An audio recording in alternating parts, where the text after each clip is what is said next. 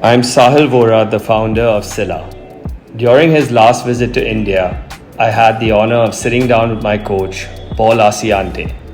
He holds a record breaking 18 squash national championships to his name and is also an author, professional speaker, and mentor to many around the world, including myself. Known as the winningest coach in college sports history, he boasts an astounding 252 match winning streak over 13 years and is also a two-time Olympic Coach of the Year. Our conversation delved into leadership principles drawn from sports and their applications in business. Coach Assaiante strongly emphasized the importance of building a winning culture, resilience, and adaptability, qualities I personally experienced under his guidance during my years on the Trinity Squash team. So, Coach, you've coached some great teams across tennis, squash, and then also worked with a lot of business leaders across many industries. What are a few common traits that you see which are common between these leaders and why they succeed today? For me, I've never been in business, right? I've always just been a coach. But it's interesting that the leaders in business are always anxious to have coaches speak to their groups because of the similarities. You know, the thing about sport is you learn how to strategize, you learn how to, win, you learn how to lose. Most importantly, you learn how to lose. You learn how to adjust on the fly. And that's exactly what you need to be able to do in business. Great. And in these business leaders you've spoken to and companies you've worked with, the culture you built of winning, and you have the longest winning streak in college sport history. What is it that you did at Trinity Squash that you can teach companies in building a strong winning culture? Well, it's very important that in building a team that you take the I out of it. In business, you're trying to hire the superstars, but those superstars have to put their own self-interests aside, just like on an athletic team, so that the team becomes the central focus. And that takes time. Obviously you came and played on a national championship team. When you arrived, all we talked about was team, and I'm sure initially for you it was, well, wait, no, I play an individual sport. But no, actually we didn't.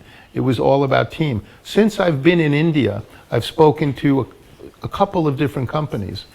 And I had the honor of speaking to a company today. And one of the things that I realized is the culture, you can tell in 1 second. And, one of the things that I have come to believe in is that a coach doesn't necessarily create the culture. It's the combination of the team members that create the culture. The coach can screw it up. And so, so for instance, you were a captain in our team. You were such a brilliant leader, and you guys really created the culture. I only needed to insert myself when things were problematic. Got it. But building this team, recruiting, you were known to be a great recruiter. You got talent from all over the world to come to America and play college squash. That's something that leaders also grapple with, is recruiting and attracting the best talent. No question. Some things that you can teach us on what you did differently to attract the best talent as opposed to them going to an Ivy League or other bigger schools. Yeah, I think, and it occurred to me during my time here this week, is that it depends on the quality of your brand. If you're the best, you're going to get people that want to come to you. The brand is going to draw them. If you're not at least perceived as the best brand, then you've got to differentiate yourself from the others to get the talent that you need. I've always looked at it as fishing. If you're the best and you pull up to the fishing hole, all the other people are going to go away. If you're us, where we were in a small little school in Connecticut, if an Ivy League pulled up in their van, we'd go to find another pond. We had to differentiate ourselves. And I think that is important to understand, that we all want to be the best, but we also have to be realistic but this is where we are. Right. And so you build incrementally, but I think it's really understanding where you are as an organization and how can you differentiate. When I was recruiting you, Why would you come to Trinity instead of going to Penn? Well, we made it very clear to your family that you were going to be taken care of as if you were my son. If they called me in the middle of the night, I was going to pick up the phone and let them know how you were doing. So it's that personalized touch. Yeah. That can be the CEO, it can be the head coach, it can be the team leaders, but that's the key to recruiting to me. Yeah, no, very interesting. I felt that when I was there, the culture and the team was more of a family. You know, we would take a bullet for each other, and 100%. And I think that environment you created really helped all of us thrive. And we try and replicate that in our environment at work. But it's interesting too, Sahil, because we did that because we wanted and needed each other. The scoreboard kind of took care of itself. Yeah. In businesses, I think we're uber focused, maybe too focused on the goal. You've got to take care of the business at hand, and the scoreboard kind of takes care of itself. Correct, yeah. Very interesting. And, there are times in my journey playing with you at Trinity where we didn't have the best team, but we figured out on game day how to win, right? And businesses deal with that. In personal lives, we deal with that where we have high pressure moments and high pressure environments where we need to deliver. What is it that it takes, or what is it that you coach athletes to deliver on game day in high pressure environment? You've got to create a sense of incredible determination, grit, resilience. These are things that make you successful. And the only way that can happen is by making the day-to-day process unbelievably hard. And so I believe in the Japanese philosophy, which is that you cry in practice and you laugh in competition. So you would show up to practice every day, and I was a bear. I was challenging you and pushing you. On the day of the game, I was a sweetheart. We're fine. We're going to be okay. You guys, and you were a big factor in this, and so was your brother. You believed, you had such internal confidence that if this is close, we will always win. Always. And the coach and the player, or the leader and his partners, need to know that in the battle, if it's close, we will figure it out. And I think, depending on where you are in the business hierarchy, KKR is probably not worrying about how are we going to find the most talent and are we going to be successful. But a startup, you've got to figure that out. Yeah, correct. No, makes sense. And we deal with that, in the work environment. We started a business with very little experience in real estate, and we were up against much larger companies, and we tried to fish in different ponds, innovate at our level, and steadily scale the business and attracting the right talent. So it makes a lot of sense. You wrote a very interesting book, which we've all read. It's called Run to the Roar. What were the few messages you were trying to give from that book? So when we were going to embark on writing this book, it had several iterations. It took about 7 years to write. But ultimately, we ended up with 3 goals. And the first goal was learning how to be more successful in sport. Well, that everybody writes about that. The second was learning how to manage fear. And that, to me, is incredibly important. Most leaders sit their company down and they goal set. What are our goals for this year? Whereas we focused on what's holding you back. What are you afraid of? What's the worst that can happen? Once you figure those things out, you're free to fly. Now, where did this come from? So I'm a neurotic mess. I go to a shrink once a week. And I was seeing my doctor, and he said, Coach, you are an odd duck because, I've never met anyone who is so conflict avoidant. You don't even like uncomfortable conversations. And yet, in weekends or on Wednesday, whatever it is, you lead a group of people into uncomfortable situations. So he said, I'm going to tell you a story, and it's a true story. And it's that in Africa, lions hunt in packs. They take with them the oldest female of the pride. By this point, she's old, toothless, can't catch her own food. She's a lot like me. But they bring her along because she has the loudest roar. And so if you can visualize this, they position the old lion in the middle of the field. And all the lionesses hide in the bush. And between her and the lionesses is the prey. And when she roars, the prey run away from the roar to their death. So what is this a metaphor for? When you have a problem, when you have a challenge, go at it. It's never as bad as we think it is. And so when a person is struggling, you try to help them figure out what it is that you're afraid of, what is your roar, and then what's the worst that can happen? Now you become fearless. And so I think as a leader, the single most important thing is you must first have empathy. You must be able to understand where they're coming from. Once you understand where they're coming from, then you can start to explain or explore with them what's holding us back. And I believe that we kind of stumbled into it, but I think that was a big difference for us. We weren't afraid to play anybody.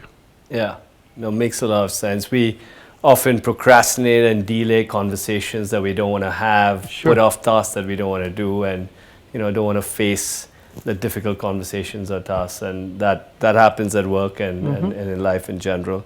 And dealing with failures, right? So how do you coach people to recover from failure, get off the mat and bounce back? Well, I think in the business world, I think in life, if I could give my children one gift, I'd give them resilience. Because life is hard. You have to get off the mat over and over and over again. And so, what we focus on is let people fail. And the leader is the key to this, whether it's a coach or a business person. You have to encourage your people to try and on occasion take an intelligent, calculated risk. If it works, great. If it doesn't work, what did we learn?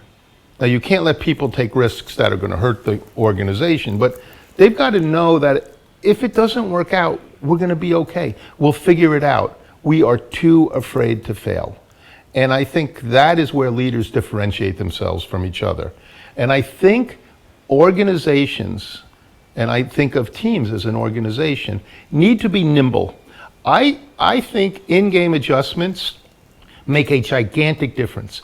And that is why organizations need to have some senior people in them, because senior people have seen it before.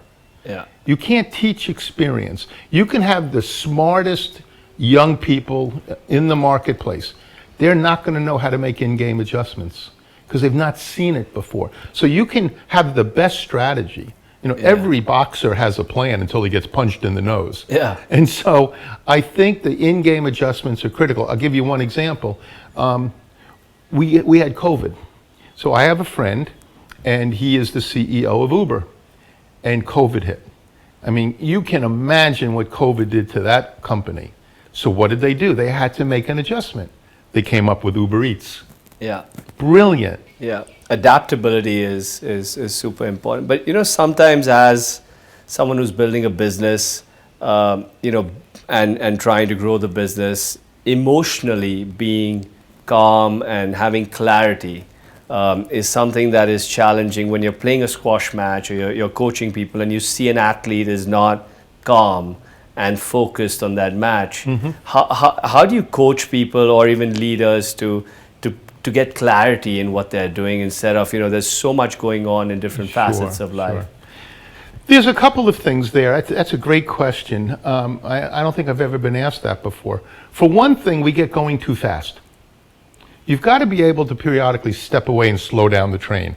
It's hard to make decisions when the train is hurtling down the tracks. That's number one.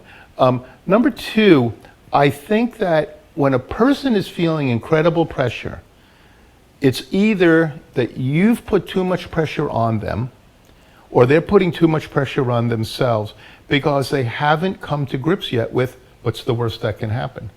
The leader needs to make sure they understand we're going to be okay. On the other end of this, we're going to be okay. Emotion is your enemy. There's no question in my mind.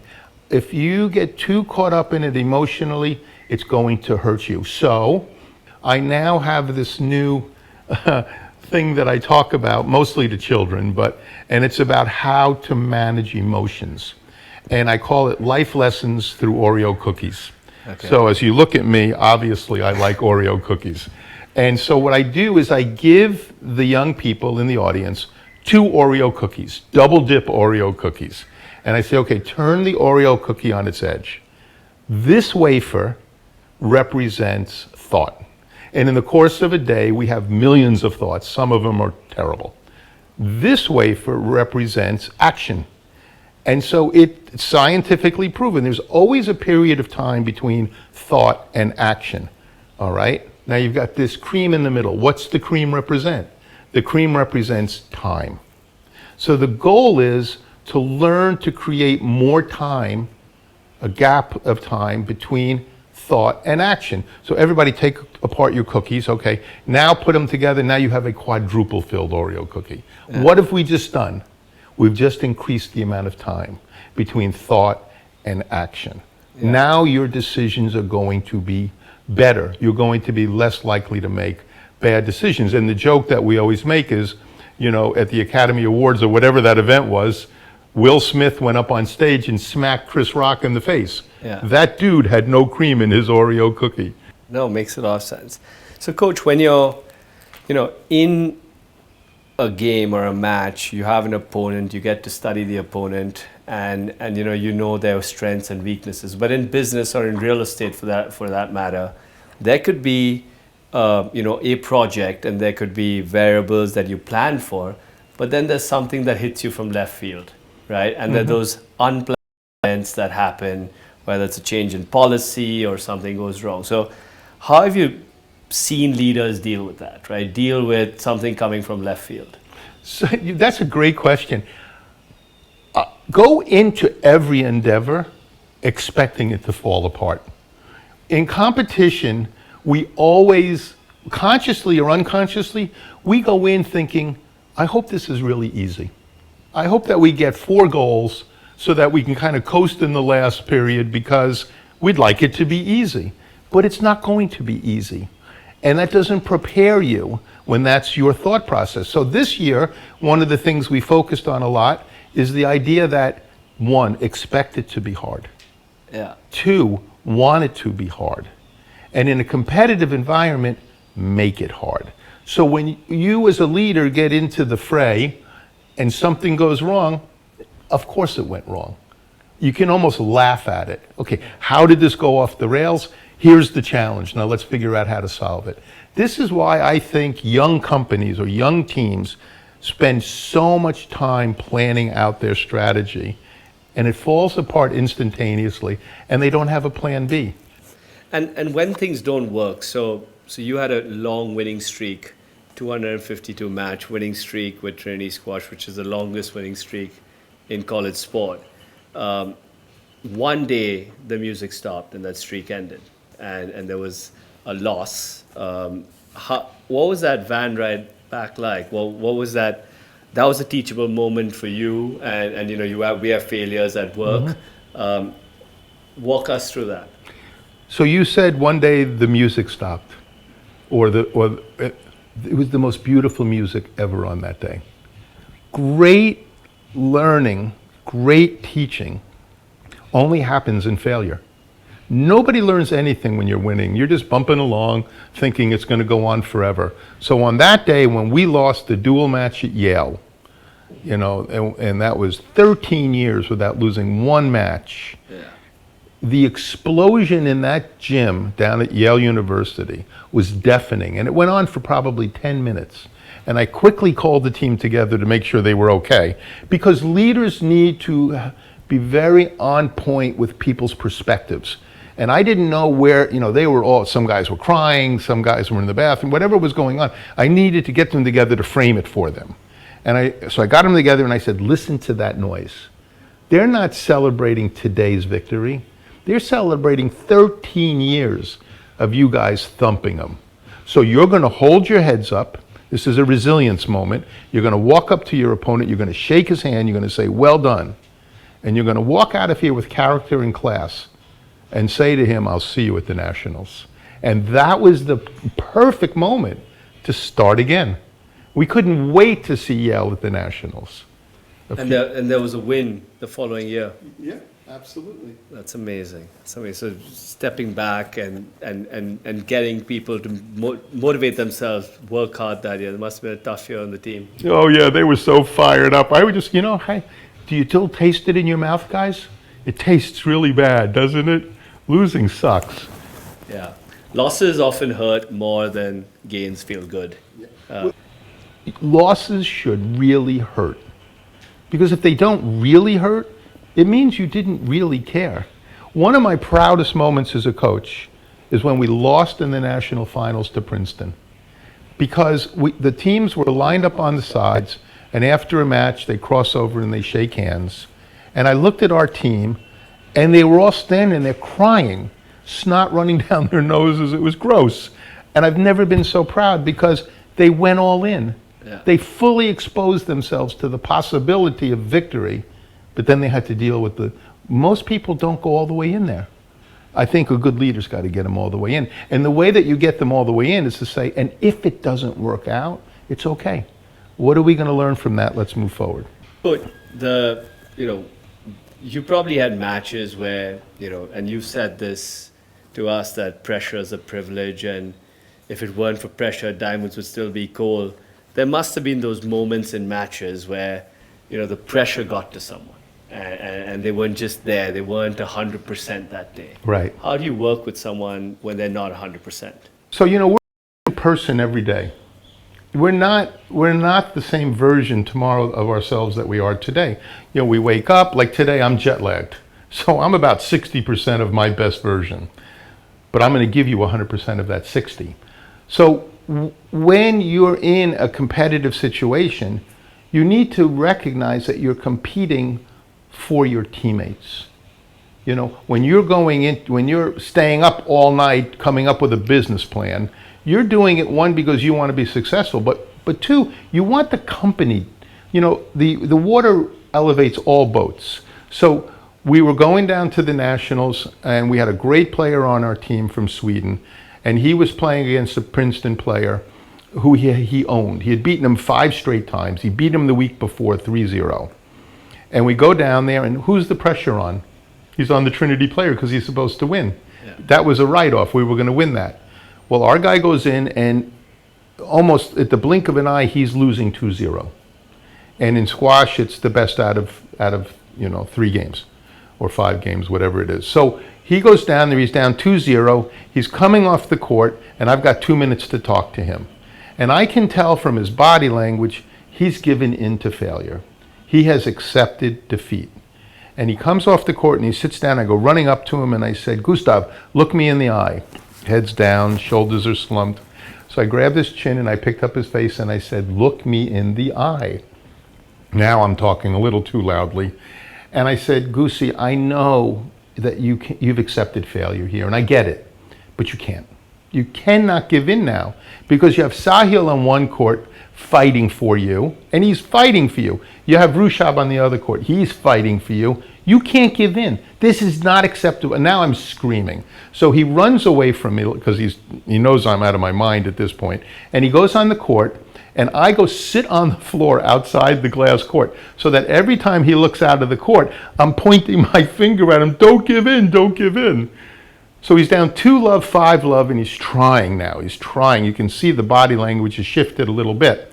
And there's a long rally, and Gustav goes up to cover the drop shot, and they kind of brush against each other, and the Princeton player stumbles.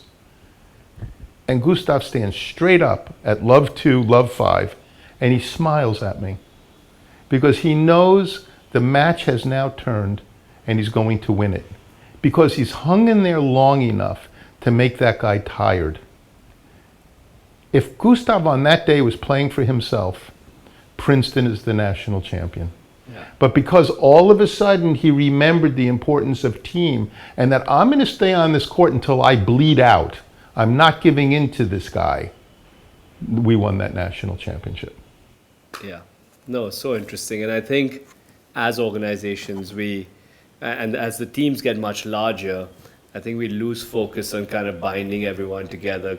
And you used it earlier. You said, I wanted to frame the situation for people. Yeah. So, to keep framing the situation, the targets, the goals, where we're getting to is super important. And that's why the leader is so important. And it's been really an honor to watch you this week, because the framing of things for people are trying their best or they're not trying their best. They're out there, they're in the field, we're battling.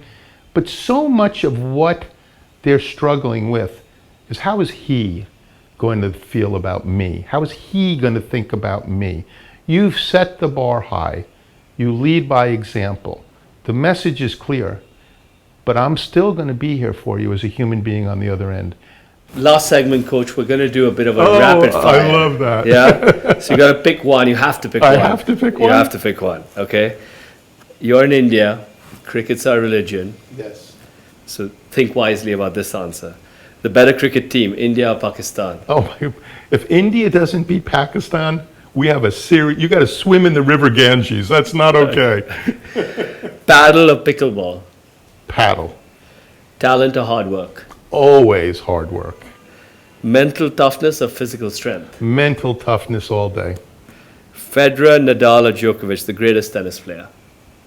Djokovic, the most accomplished. Federer, the most fun to watch. The greatest? Probably Federer? Djokovic. Djokovic. Wealth or fame? Both are curses, but I'll go with I'll go with fame. Hollywood or Bollywood? I think we need to get them working together on my movie. But I'll say Hollywood. Okay, and last one. What's your favorite quote? Okay, so I told this story the other night. It's not necessarily a quote, but this one touches my heart. There's a little girl walking down the beach, and the sun is coming up, and there are millions of starfish on the beach. And she's grabbing one starfish at a time, and she's throwing it into the ocean, because she knows that when the sun rises, it's going to kill all the starfish. And an old man is out for his morning walk, and he says, "Little girl, what are you doing?" And she says, "I'm saving starfish." And he looks at her and he says, "You're not going to make a difference. Look at all of these starfish." And she reaches down and throws the starfish into the ocean and said, "It made a difference for that starfish." That's excellent. And that's what you're doing. Your frontline people are your starfish, and you're giving them an opportunity, and I tip my hat to you for that.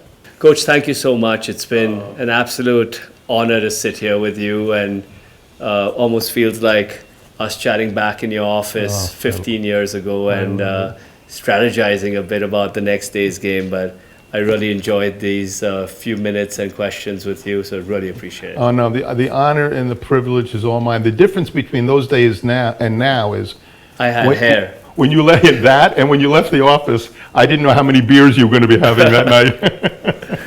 Okay, thank you. Thank you.